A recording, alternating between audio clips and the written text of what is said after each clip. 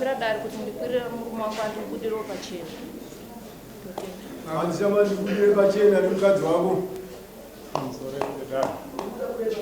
Inini handikwanise kuti ndimubudire pachena nekuda kwokuti uyu mukadzi wangu akandiranga akatuta zvinhu zvake zvese akauya nazvo kumba kwavo zvakauya kuzotorwa natsanga akavafonera kuma9 o'clock vakauya vakatora zvinhu zvake mushure maitikei muna uya ndikuwa zikadziwa waningogera naye mane makore mangani 5 years ndigara mese pa5 years akambokuda kuzofuna tinogokuzira utsori mushure mokunge maitika zvakati tsanangurapo dare ndokubatanidza vanhu ini ndandiri ndaidhiraivha motikari dzekupirota saka ndatakura vanhu ndaenda kunonzi kwachigiji motikari yangu yakafa parodi ndanonoka kudzoka ava bva vandifonera ini ndandanotsvaga makaniki ndopandakadzoka ndikaona foni yaane miziko foni mangu mamusinawo mari makanika uyabva bata motikari yanga isina kumbofa yanga yambobviswa bhatiri nevamwe vakomana saka bhatiri reriye rakabva razosvotoka ina ndakuzviona ndadzoka kumba ndichingosvika mumba adzimai vangu vanga vakarara ndichingopinda mumba chete vakabva vamuka pamubhedhi vabva vandibata bhurugwa vabva vandidhonzera pasi vakati ndakuona kuti manga muri kupi ndopa ndati koiwo uti ndandiri kupi motikari yanga yafa ndosaka ndanonoka kudzoka ndomumatauriro andakavaita saka ipapo inini mangwana zuva iroro vakarara nehembe dzavo ndanhangorarawo ndine hembe dzangu vabva vandinyima sadza ngati hazvina basa ndongorara zvangu mangwana kuseni 5 o'clock ndakamukira kunotakura huni nemombe ndichidzoka kuti nditore maki anga ari pacheya ndakaona maki pasisini ndikati ko maki yangu ari kupi naimani vakati maki andakwaona masikati acho ezuva iroro vakaenda kubhindura ndikavati imi motikari yangu ine petrol shoma oi $20 yanga iri muchibhatike changu chandakakanda pamubhedha ndikati oi $20 vabva vatakura vanotenga petrol manheru ndopandakazonge ndakupirota ndopandakazononoka kudzoka pandakauya kuti ko maki yangu ari kupi vakati handisi kuaziva kuti anga ari kupi saka pandakamuka kuseni papane chijaketi changu chiye chine $40 changa chiri pasi ndandachikanda pamubhedha ndandabata chijaketi changu chiye ndione mari yamusina ndikati naiwo ko mari yangu iri kupi zvikanzi handakuzviona ndikati ko maki handakwaona ndakaita mwedzi nesvondo ndopandakazowana mari ini ndaikanya zvidhina ndawana kamari kandakawana ndandafonera munin'ina wangu ari kuharare vanoita zvemaki vabva vauya vabva vagadzira motikari yabva yaramba vanga vandichaja $100 motikari yabva yaramba nekuti yaita zvokupurogiramu abva afonera kuharare kui abva afonera mumwe munhu anga ari kubhindura akati enda unondibatirawo basa riri kwabhamu andiva point sezvonazvino ndakuzvisa takaviga maki akatwa kudzora saka chazopa kuti atute chinhu ishanjire chii zuva rakagadzirwa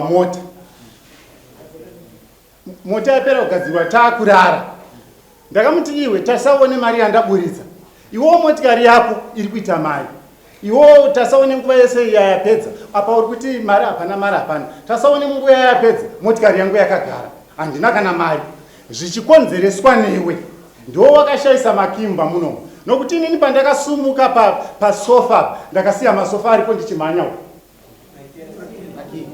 ndasiya maki pasofa alright izvozvo zvemaki ndozvakazokuna ndodzairoda kudai uyu ndakunzwisisa kuti mukadzika hauna kumutera sei oza kunzwisisa mukadzi angasi paniti akatoenda akatakura nhasi akwira dare akuti imudire pachena saka ipapo ndopanoda kunzwisisa mukadzi uyu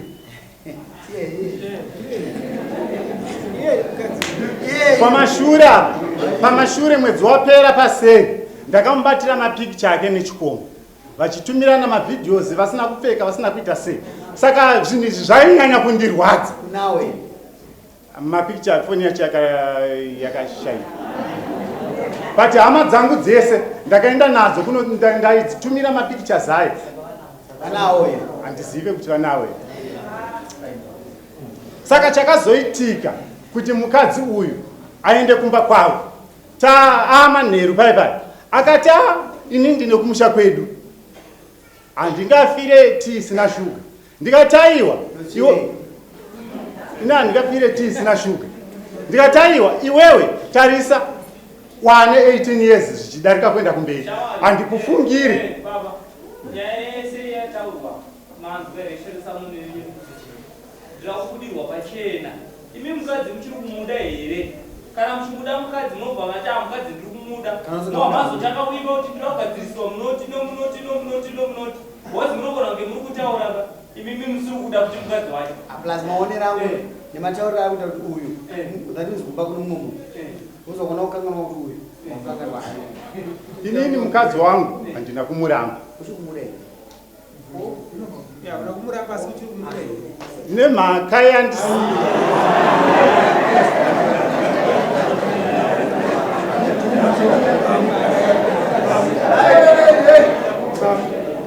hakuna kutenderera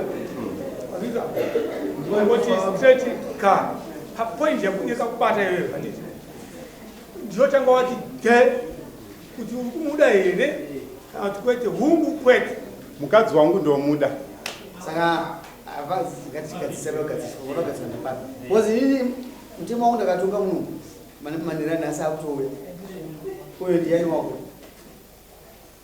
Munyingina wangu. munyingina wako saka nhasi manheru memakuteza akutora maiguru ako saka wandinyepera ndinokudhakirwa usika kuti kumba anogona kusvika kumbe zakadhonzwa nomumwe saka chakanaka kutaura chokwadi darira mambo kaini tavazvibatanidza vanhu akadzakori kumuda iwo nyara wakwira dare iwo tsamba yako inokureverera ndokudirwa pachena ndo tsamba yako saka nyarara iyo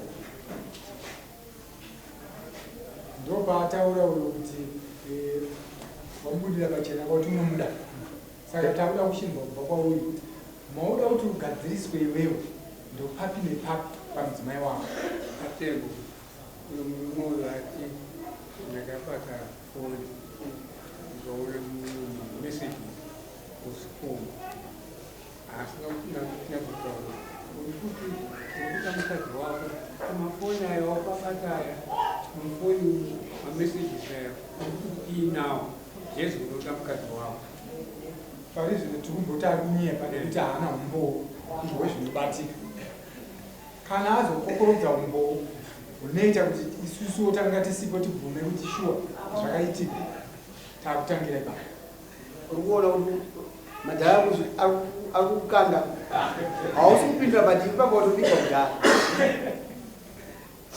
wanyarara Aiwa, mukadzi wangu ndomuda. saka wouya Asi nechinangwa chokuti paakatakura zvinhu achiuya kuno. Achiuya kumba kwavo. Kumba kwavo hanomboita 3 days 4 days. Akabva adzoka kwakitsi. Ndakaona akufamba nevamwe vanhu vachitenga chuma. Saka nevamwe varume. Saka wakamona itenga chuma business business hapana chakaipa business kuti kudii inini wandiri mukadzi wokumuda uzirekodha isa mukadzi wokumuda asi wazomisa angu pajaha inoyi zvinowanikwa asi ari kuita business chimwe chii nekuda kwekuti ndakaona achifamba nevamwe varume. Ndakamuti kana uchida kuuya kuno unoyana naatete vako. aiwa katete ndini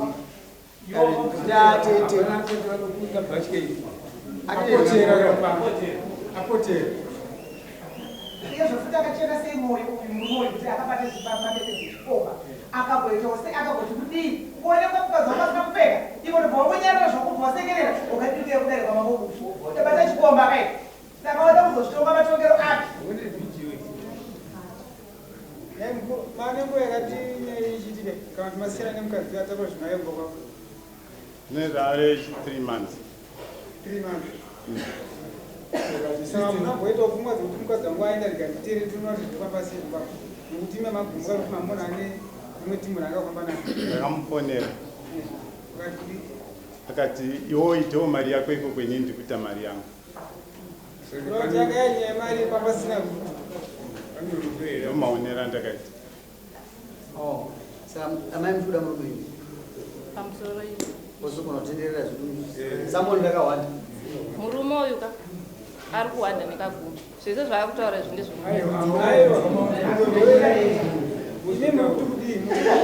pamusoro ishe ini nangu murume pachazvangu handichada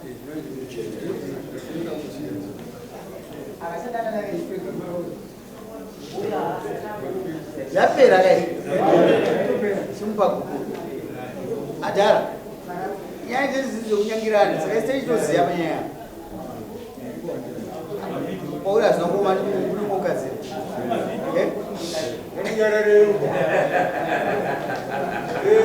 azobvuma kari pauri hazina kuoma andi unomokadzira nzee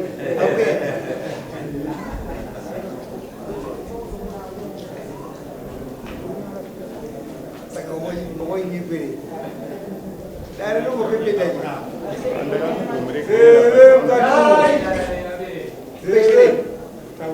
urambirei tomeana inini nezvakwandichada gara kune vakadzi wako inini nangu ana mwakadzi vakani kune sofa kune 2 one wacho akauya mai manje inini ndichangobva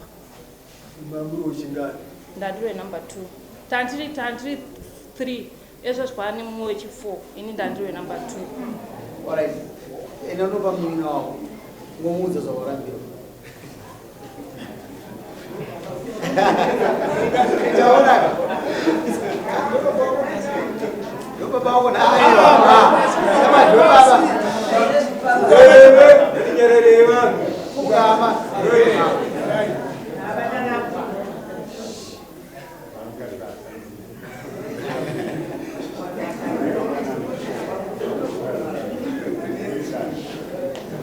papa uchanokubviranzi chii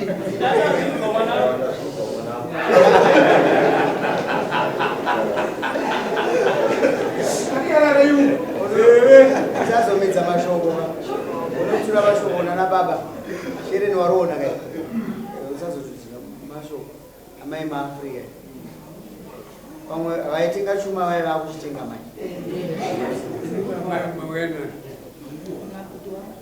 kuti wenyu vari kuti eha vaafrica vagona kutenga chuma zvine here zvamakashanda mese zviripo imi munonyora zvenyu unyonyora zvenyu zouya pamambo takatogovana kare unotopera dare izvo zvamukagovana zvazo ndozati zvinoita madispute pamusoro ndokwanisa here kupira izvo zvezvipatangotaura ezvibanzi handi mese muri panapa hapana purichitizo dzazokohwa kwasana handi mese muri munongodzoka takadaisipedza